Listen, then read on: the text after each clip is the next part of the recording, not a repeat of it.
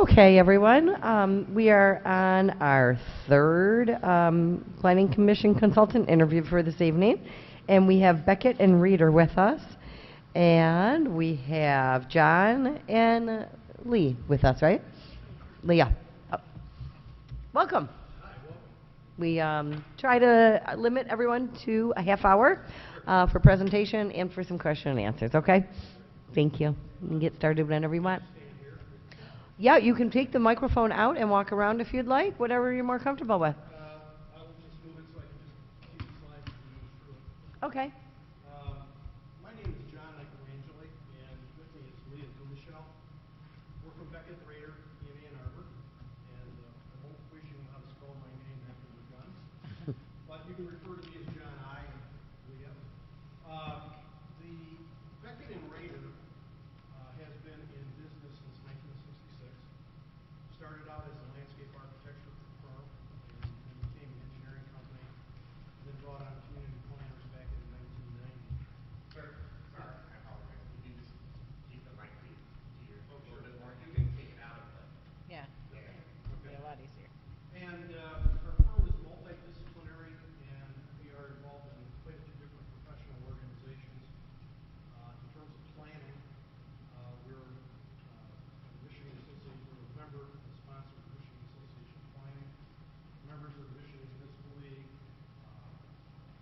MTA, for example, and the Michigan Society of Landscape Architects. Okay, thank you. My background is I'm a principal and a partner with the firm. I'm accredited as a certified planner with the American Institute of Certified Planners. I'm also LEED certified as an accredited professional, and I'm accredited with the Congress for New Urbanism. Leah and I both have extensive training in community engagement. We both have certificates from the National Charrette Institute. Both of us are certificates from the Foreign-Based Code Institute. In addition, I'm a frequent instructor for the Michigan Association of Planning around the state of Michigan on a variety of different projects, risk management, for example, introduction to planning and zoning, redevelopment-ready communities, and community engagement. Leah has quite an extensive background in innovative master plans and strategic planning. Her former life before a planner was a journalist, so she has a really great writing and communication skills, which are appreciated by the firm and by our clients. And Leah is a very frequent instructor for the My Place initiative around the state of Michigan, working with communities on the various modules of training that have been put out by the State Housing Authority and MSU. So she goes around the state as a frequent instructor in that program.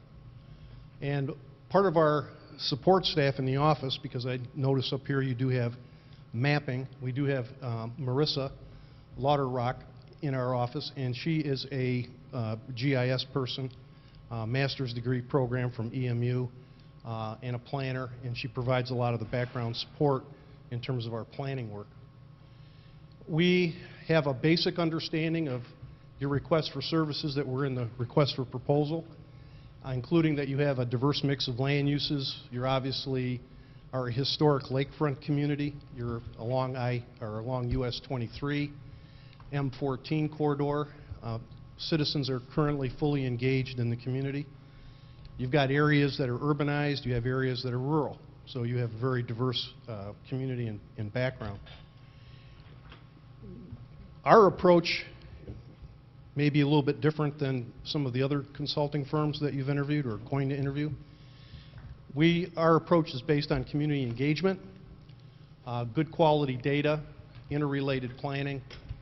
We pride ourselves in personalized service to our clients, accessibility, and you have a pretty good team that we've put together. In terms of community engagement, we have extensive experience working with communities on a variety of projects, master plans, corridor improvement authorities, downtown revitalization, watershed planning, waterfront redevelopment planning, redevelopment work. We are often brought in by other consulting firms to help on the community engagement process. We are very big in collaboration and consensus building. In fact, in today's world with master planning and the variety of different stakeholder groups, it's imperative that you have a well-constructed community engagement process in order to achieve the results that you need. One of the examples, probably the largest example of community engagement in the state of Michigan, which was recently recognized by the Michigan Association of Planning by an award, was the Lakes to Land Regional Initiative, which occurred up in Manistee and Benzie County. We worked with 18 communities, 10 of which rewrote their master plans at the same time. And we worked through a very extensive two-county community engagement process with a variety of stakeholders, rural, farming, urban, village, on a variety of projects in order to come up with a list of regional shared priorities that these communities are now working on. Part of the result of this process is that these folks that created this and worked with us on this approach have now formed their own nonprofit organization and are already implementing various parts of the plan. The reason why it's successful was it was based on consensus building and community engagement. So a lot of people have a lot of ownership in what came out of that process. We believe in good data. We mine data for our clients. Having good data helps reinforce and make good decisions. So rather than just rely on census information, we have other sources that we bring to bear relative to and how we illustrate it and how we explain it to the community. Okay? We're way beyond just putting together figures and tables. Data has to make sense. People need to interpret it. People are used to looking at pictures versus tables. We know how to make it work. People can easily understand the information that we're presenting to them. An example of this was the City of Jackson Master Plan that we are currently wrapping up. We developed data for 6 different districts within the community to formulate a series of strategic priorities for each of the 6 wards. And that has been working out rather well. The city at one time had 60,000 people. It now has 33,000. There are neighborhoods that are strategically important. There are neighborhoods in this community that the city needs to stabilize. There are other ones that the city needs to preserve. But they needed the data and they needed the information to make those intelligent decisions. Another approach that we pride ourselves on is interrelated planning. We refer to it as alignment. Many communities have a watershed plan, they have a parks and recreation plan, they have a downtown revitalization plan, they have a community master plan. And many times those plans are not aligned. The goals and objectives are not the same. Sometimes they actually conflict. One of the things that we do, we're very big on interrelated planning. An example here is the work that we've been working with Acme Township since 2005. Acme Township is where the Grand Traverse Resort is located on US 31 and M72 in Traverse City. Over the years, you can see by the various plans that we prepared their community master plan, we prepared a placemaking plan for the community, and we also prepared their 5-year Parks and Recreation plan. All of these plans have interrelated goals and objectives. Today, the township is in the midst of about a $20 million investment along the 31 and 72 corridor, following these plans in terms of placemaking and development. We believe in good communication. Professionally prepared memoranda and reports are essential for a planning commission. We work with the planning commission on preparing suggested motions and findings of fact to make sure that you're adequately protected in the case of any type of lawsuit. We also we prepare planning commission briefs on trends and areas of interest for you, and we also assist the planning commission with the preparation of their annual report, which is required under state statute. So we will help the planning commission in these activities. So the question is, why would you want to select Beckett Raeder? Well, one of the first questions is we're neighbors. Okay? We're located about 7 miles down the road. Does Big Bird come with you? Yeah, we can if you'd like. Yeah. We're experienced. We have a very core group of experienced staff people. Okay? We're a smaller firm. We're about 15 people. Most of us have well over 15 or 20 years of planning and landscape architecture experience. So we bring a certain degree of maturity to the table when we work with our communities. We're innovative. We were selected by the City of Monroe and the National Park Service to do the master plan for Michigan's first national park, which is in the city limits. That's the River Raisin Battlefield. So we bring our innovation to the table. We know waterfronts. We've done the waterfront planning and development work for the city of Marquette. We did the Petoskey waterfront for the last 30 years. We developed the working waterfront for Escanaba. We developed the redevelopment waterfront for the city of Boyne City. And we've done a tremendous amount of work in other waterfronts around the state, in the Thumb and along in Alpena, Tawas, and Sheboygan. So we are very familiar with waterfronts. We know agriculture. We know the pros and cons, the yin, the yang. We know all of the nuances that go into urbanization versus rural preservation and agricultural preservation.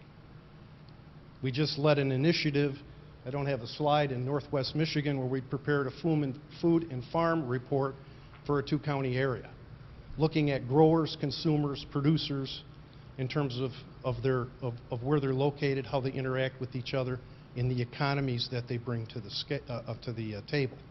We've also worked in areas, communities that have worked with purchase of development rights, okay, and on innovative agricultural ordinances that ensure the preservation and long-term economic stability of an agricultural community. One of the things that we pride ourselves on, we don't tell you what to do, we listen, we advise. That's our role, okay? We're not going to come into your community and say, this is what you need to do. We listen to the Township Board, to the Township Planning Commission, the other stakeholder groups that you may have, waterfront associations, for example, other stakeholder groups.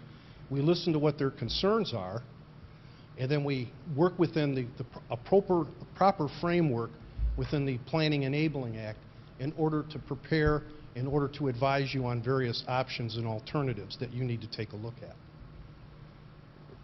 Lastly, one of the things that we're known for is we're placemakers. And we have worked with Michigan State University as instructors and trainers on placemaking, worked with the State Housing Authority, who has retained us to take a look at placemaking initiatives around the state, and many of our communities will tell you that we've reinvented them and repurposed them in order to make them more viable economies and neighborhoods. So we're considered as placemakers in the state of Michigan.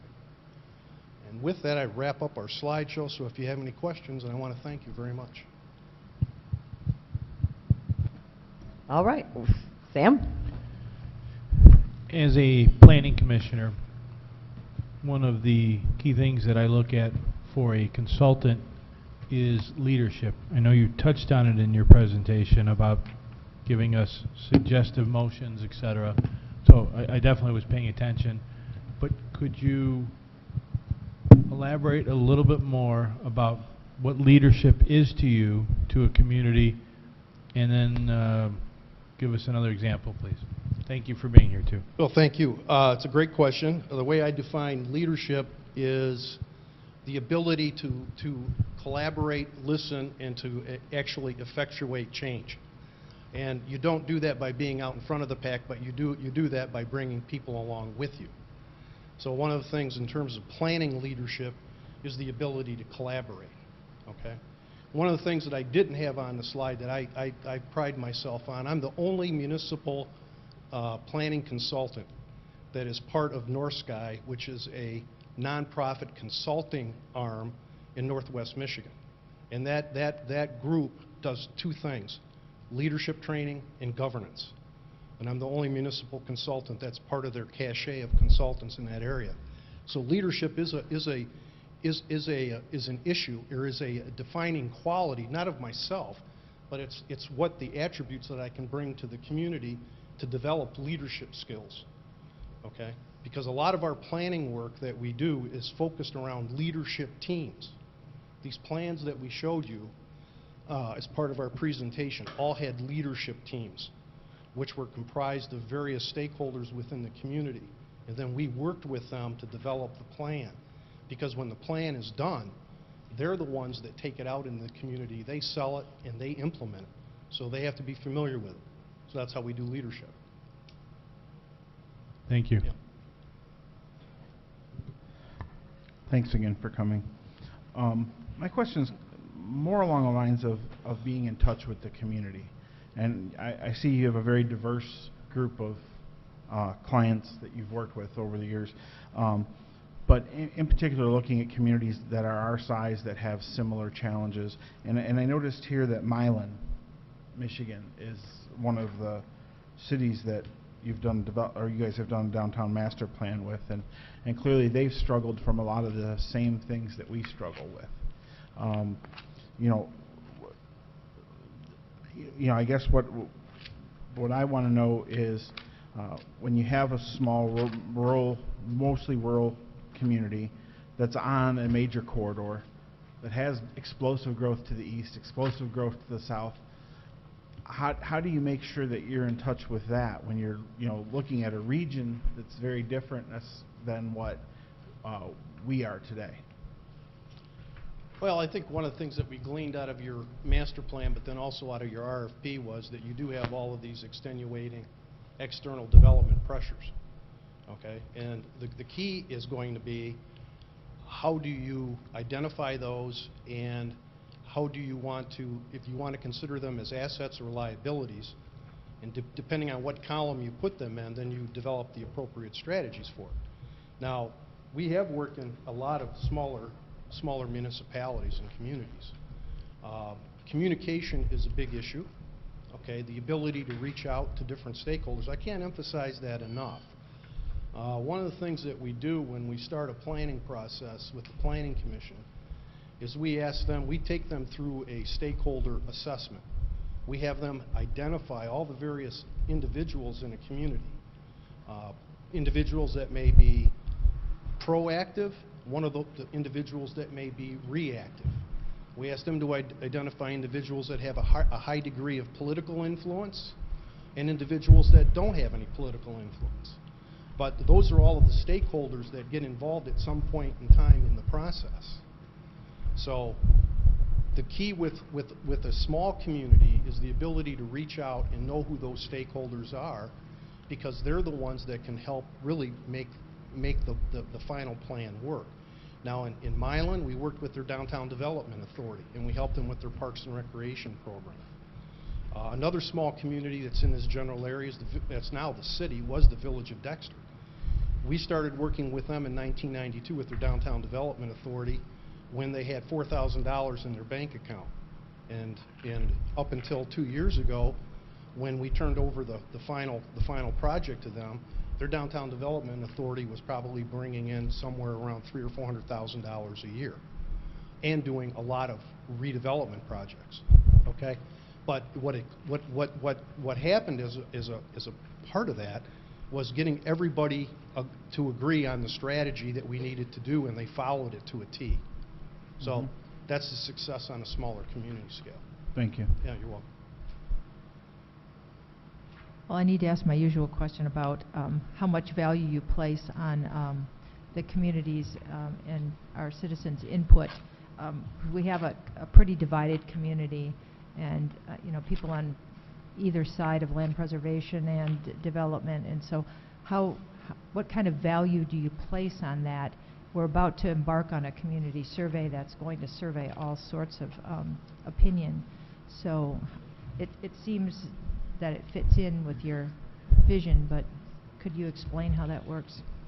Well, on the community engagement part, when you have part of the community, I mean, you had mentioned you have some folks that are favorable to development and others that are favorable to various forms of land or agricultural preservation. I would say that is exactly the situation that we had in Acme Township. Part of the community wanted development, part of the community wanted preservation. It was so contentious that there were, over a period of the last 12 years, 2 different recalls, okay, politically. When we got involved with the community, we had a series of, we did 2 things. We had 2 large community engagement sessions. Okay, we brought everybody together, broke them up into groups in order to identify priorities. Okay, and these included people from, let's say, both camps. The one thing that we found and shared with them is that We may have somebody on one side of the barometer that says, I want to develop everything that I possibly can, and somebody on the other side that says, I want to preserve everything that I can. But in the middle, what we found and what they recognized is that both sides felt what they wanted to do was for the betterment of the community. And that was the foundation that we worked with on moving them forward. What resulted from that process was a consensus that development would be strategically focused at the 72 and US 31 corridors, very close to the waterfront, okay? They have not installed all of the utilities yet. Some of those areas do not have water and sewer, so the community agreed with expansion of infrastructure. But the agreement was that development would be localized into an appropriate growth and investment area in order to protect and preserve their agricultural farming values, okay? But the way that we got to that was by exploring those issues over and over again with the community. Now, what they did in addition to the engagement sessions was they did a community survey, which they did with our input, but was coordinated through the local college research division, okay? It took the bias out of the survey, okay? It was written and it was mailed at random to about 500 households. It was statistically valid, 95% confidence rating, okay? 5% interval. Okay, so it was statistically valid, so the community could see where the values were at, and they used that survey to develop their master plan. Okay, they fell back on it when they were doing their goals and objectives. Okay, the one thing about when you have a community that's broken up, okay, that's not agreeing, is you've got to keep working with them and get them together to find areas of common ground, and that we refer to that as shared priorities. Now, in Acme Township, some people will tell you they didn't get everything that they wanted, but they got something out of it, okay? They didn't get their full agenda, but they got part of their agenda. But everybody walked away with something that they could live with. Planning Commission and Township Board adopted it, and the community is moving on, okay? So it's a long road. Healing a community that is divided into camps because of development is not an easy thing to resolve in the short term. It's going to take time, communication, transparency, and they're going to get tired of having to come back to the table to talk about what they feel their shared priorities are. So it's going to take some work. Okay. Yeah. And then one quick one. Have you ever worked for Biltmore or Grand Sackwa? No, those private developers, Yeah. we only represent municipalities. Okay. We have very little experience, we have very little very few clients that were in the private sector. I would say one of our largest ones that's probably the most notable in this area is we worked with Domino's Farms on the master plan of their facility when they were working on the Frank Lloyd Wright architecture. But we don't represent or work with private development companies because we really work with municipalities as their representative. Thank you very much. Anyone down here? Tracy. Forgive my ignorance, what's placemaking? Placemaking is well, I'll tell you what, Leah, come on up here now, please. So, and he's given this to me because when we teach the placemaking modules, I get module 1. What is placemaking? So, in its basic form, placemaking, right, is just making a place better. Any action that you take to make a place more attractive to people, to make people say, hey, I want to be there. As a community development tool, the state is kind of getting behind it, and many communities are being a little more strategic about it. So, and the state is explicitly calling it strategic placemaking. So their idea is, yeah, we all want to do things to make our communities better, to do, particular, whether it's physical improvements or activity programming, but let's do them in such a way that they can get the most bang for our limited bucks. So let's be strategic, let's put them all geographically concentrated, on centers, on nodes, on corridors, on places where people are going to be. And so I think that there's a lot more to it. I think a place where I have really seen this is working is I'm from the Flint area, so this stretch of 23 is my stretch of 23. I've been driving it for 20 years now. So up there, I have not, we're from the Flint area, but we have not been to Flint in a long time. And so applying these principles, they have really been working on the downtown, on the, and so now there are four square blocks of Flint that you can walk down any time of day or night. Now, that quantity of money that it took to do that, you wouldn't be able to see it if it was spread out all over Flint. So the state is saying, well, here's our strategy, here's some particular things that work, and we would like to do it in a thoughtful, targeted way. Did that answer your question? It did. I can probably talk for 6 more hours, but you don't want that. Any more? Nope. Who would be the representative at our meetings? That would be me. Okay. Sam, go ahead. In respect to your fee structure, part of our quote was asking for a retainer, and I didn't see a price for that service.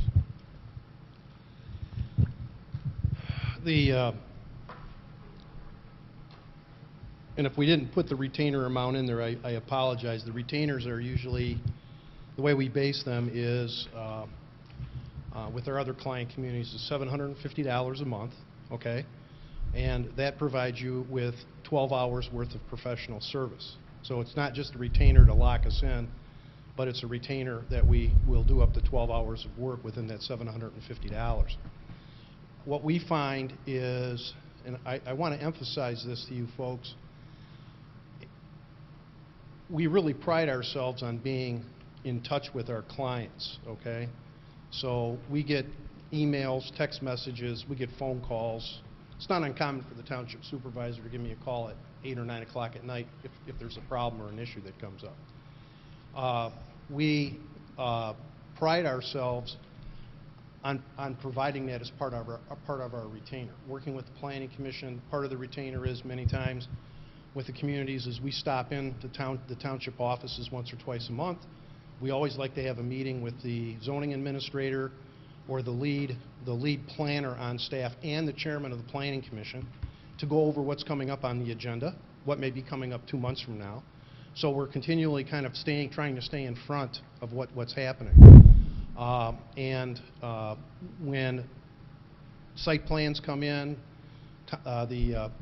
if Howard needed to talk to us, we would stop in. So I mean that's part of the retainer is the relationship building as part of the project. But some firms may charge a retainer to lock their firm in to your account. Our retainer is actually we provide hours of service for that, so you're just not providing a fee. Okay. We don't have a lead planner. We don't have a zoning administrator. So we're looking at services. We don't have a lead planner for the township as a paid position, hourly or staff. So that's what we're... Well, that would be us. Okay. Yeah, but we always like to have somebody within the township that is our contact person that will call us and say, hey, I got something for you guys to take a look at. Can you stop in? We have a client meeting. But in perspective to say, like, we have 2 planning commission meetings a month that may last for 2 hours apiece, so that's 4 out of the 12 hours. Because again, a lot of this is based on who we feel comfortable with, Right. But a lot of it is going to be based on fact and figure number-wise as well, Right. For budget purposes. So we can compare apples to apples along with a good feeling for a firm, correct? So maybe if you can elaborate a little bit more about that. Well, like I said, we typically charge for a retainer $750, and that's around 10 to 12 hours worth of work. Okay. You can use it however you want. Okay. So if you need us to come to 2 meetings, that'll be part of the retainer. Okay. Some of the communities ask us to take a look at things like zoning rewrites, or we may be working with the township attorney, may have a question or something that came up, and that's part of the retainer as well. So if emails or phone calls, or does that come out of that retainer as well? Yeah. I mean, we're pretty open. Like I said, we consider you a client, and if you email or call us up, it's just part of the retainer, okay? It would take more time for us in the office to quantify all that, so it's just, you know, if Janet, if you called, wanted to talk to Leah and I, we're there to talk to them, so. Okay. Thank you. Yeah, you're welcome. And the reviews that we would get of a project at our planning commission meetings, those are done kind of outside, and those are the additional fees Correct. here that are associated with. Yeah, now the question I have for you is, do you folks have an escrow policy where the applicants or the developers pay for the review fees? I believe they do. Howard? Yes and no. So we do have an escrow policy, or we had an escrow policy previously when we were billing out services, planning services, engineering services on an hour-to-hour basis. But what we've moved towards is a flat fee kind of methodology. So for a site, and what I would sort of request of the board and the planning commission, whoever we choose, I mean, I think a previous consultant sort of talked about it, you know, one of the typical processes is you decide, you know, who you like and who you want to work with as a planner, and then you work sort of to quantify the fee schedule and sort of negotiate the details of that, because not all the details can be worked out in the proposal. I'm making a long-winded comment to say that we would want whoever our planner was to conform with our fee schedule. So if you were to review a conditional use permit, I think now we charge the planner's fee is $500, for example, to review a conditional use permit. If it took you 2 hours to review that, you made a little bit. There are other conditional use permits where it might take you 6 hours to review it. And so over time, it sort of all averages out. And we like to have that sort of set fee schedule for projects that are coming in, so that it's not in a per hour basis. So you know, when we have a small business that comes in, instead of saying, we're not sure how much it's going to cost you for Beckett and Raeder to review your site plan, we know that it's a flat fee of $350 to review the site plan. Okay. Does that make sense? It does, but that's kind of, to be honest with you, a lot of townships have moved away from that. A lot of townships have moved into the escrow account because they find that some of the developments that the planners and the engineers are reviewing are a little bit more exhaustive than 3 or 4 or 5 hours worth of time. So what we do is, yeah, and we've had considerable discussion on this. I don't think we want to go back to an hour-by-hour basis on an escrow account. But what we do is that if we are very clear from an engineering and from a planning perspective that we're not here to design your project.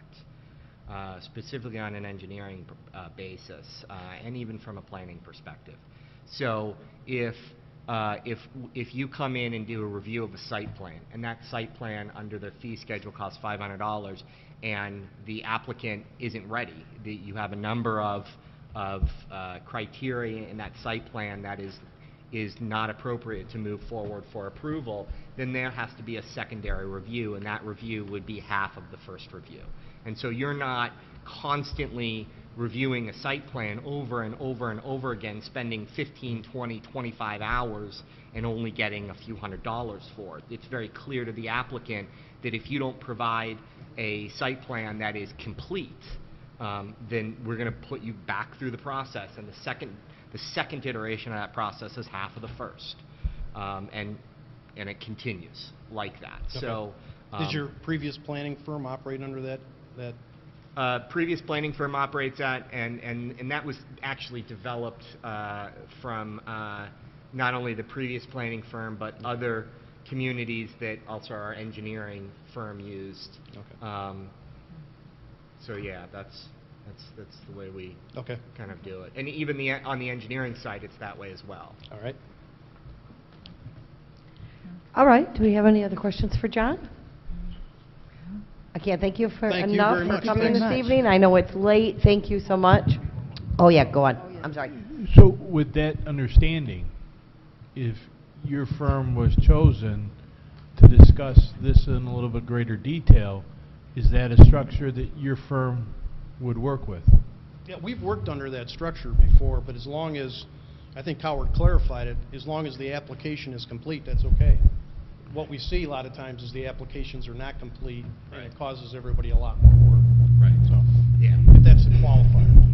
Yeah. Yeah, and we gatekeep that. And the other thing that we do is, and the previous firm, in their defense, they did a great job on this. Not in their defense, in their wisdom, they did a really good job of pulling out a pretty significant amount of administrative site plan review. So a project never gets to the Planning Commission until it's ready to get to the Planning Commission. Okay. And so we administratively do not allow a project to move forward until it's ready. Okay. And that's been a real big help from that perspective. Okay. Well, thank you. 10 o'clock's coming up. Mr. Dockett, we're going at the pace that we need to be going Thank you very much, at. sir. We really appreciate your We're time. way out Thanks of a lot. Thank you. what we have on our schedule. Thank you. Thank you very much. Thank you. We're way out of our schedule, Howard.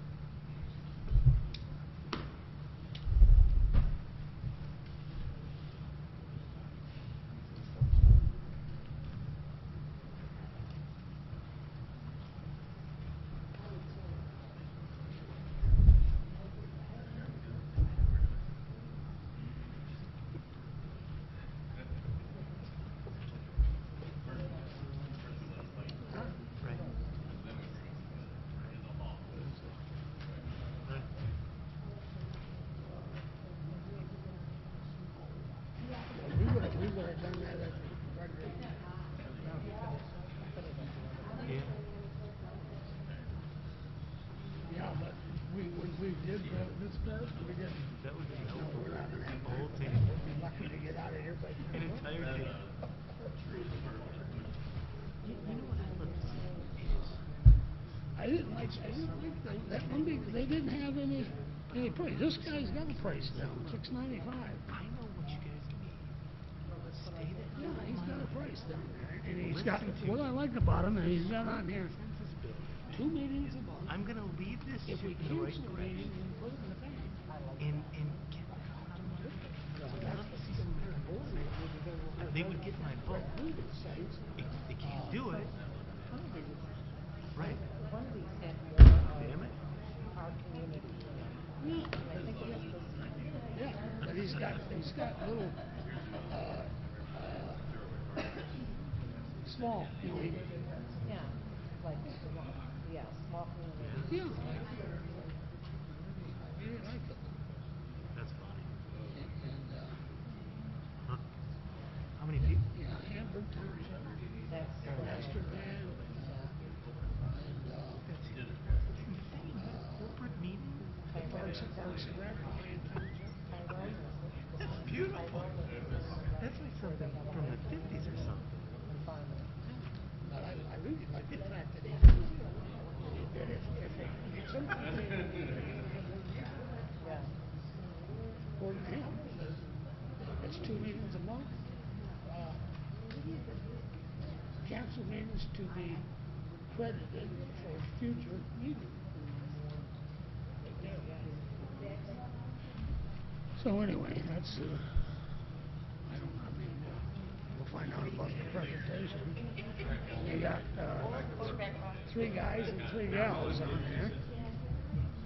3 women and 3 guys. One of the ladies is a vice president. So looks like they're politically correct. Thank you. Yeah.